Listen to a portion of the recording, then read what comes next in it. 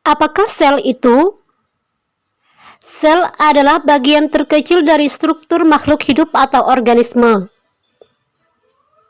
Sel-sel memiliki bentuk dan fungsi yang sama akan membentuk suatu jaringan. Jaringan akan membentuk organ dan organ akan membentuk sistem organ. Sistem organ yang kompleks akan membentuk suatu individu. Mengapa sel mengalami pembelahan? Ada 3 alasan mengapa sel mengalami pembelahan. 1. Pembelahan sel untuk pertumbuhan. 2. Pembelahan sel untuk perbaikan jaringan yang rusak. Dan 3. Pembelahan sel untuk reproduksi. Makhluk hidup dapat tumbuh karena sel-selnya bertambah. Semakin banyak sel dalam tubuh makhluk hidup, semakin besar ukuran makhluk hidup tersebut. Pembelahan sel untuk perbaikan jaringan yang rusak. Contohnya saat terjadi luka, maka luka akan menutup dan sembuh kembali setelah beberapa waktu karena pada jaringan kulit terjadi pembelahan sel. Pembelahan sel untuk reproduksi. Ciri lain makhluk hidup adalah berkembang biak atau mengalami proses reproduksi. Dalam reproduksi secara seksual diperlukan sel kelamin untuk membentuk individu baru. Pembentukan sel kelamin berlangsung melalui proses pembelahan sel.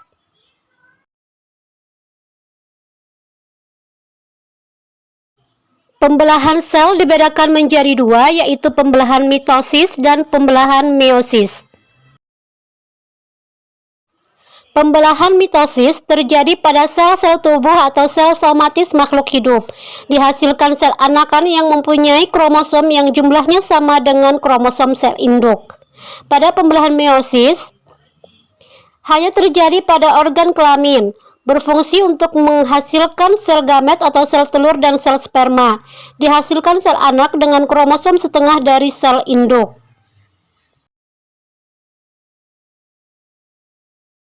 Selanjutnya kita bahas pembelahan mitosis. Mitosis adalah peristiwa pembelahan sel yang menghasilkan 2 sel anak dengan jumlah kromosom yang sama seperti sel induknya. Pembelahan mitosis hanya terjadi pada sel eukariotik. Terjadi di semua sel-sel tubuh atau somatis, kecuali sel-sel kelamin atau gamet. Pada tumbuhan terjadi di jaringan meristem seperti ujung akar dan ujung tunas batang. Pembelahan mitosis berfungsi untuk pertumbuhan sel tubuh, mengganti sel-sel tubuh yang rusak atau regenerasi, dan mempertahankan jumlah kromosom. Berikut tahapan pembelahan mitosis. Pembelahan mitosis terdiri atas 4 fase pembelahan, yaitu 1 profase, 2 metafase, 3 anafase, dan 4 telofase. Tahapan pembelahan mitosis yang pertama adalah profase. Pada fase ini, membran inti mulai rusak menjadi bagian-bagian kecil atau fragmen. Benang-benang kromatin memadat menjadi kromosom. Selanjutnya masuk ke fase metafase. Pada fase ini, kromosom berjajar pada bidang pembelahan.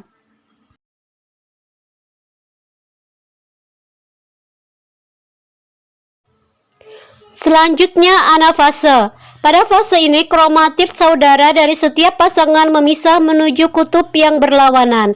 Pada akhir anafase, kedua kutub sel memiliki kromosom yang jumlahnya sama. Terakhir telofase. Pada fase ini membran inti mulai kembali bergabung dan kromosom mulai meregang. Pembelahan meiosis. Pembelahan meiosis adalah pembelahan sel yang menghasilkan 4 sel anakan yang masing-masing sel anakan hanya memiliki separuh dari jumlah kromosom sel induk. Jumlah kromosom yang dimiliki oleh sel anakan adalah M atau disebut dengan haploid. Pembelahan meiosis disebut sebagai pembelahan reduksi. Pembelahan meiosis berlangsung dalam 2 tingkat, yaitu meiosis 1 dan meiosis 2.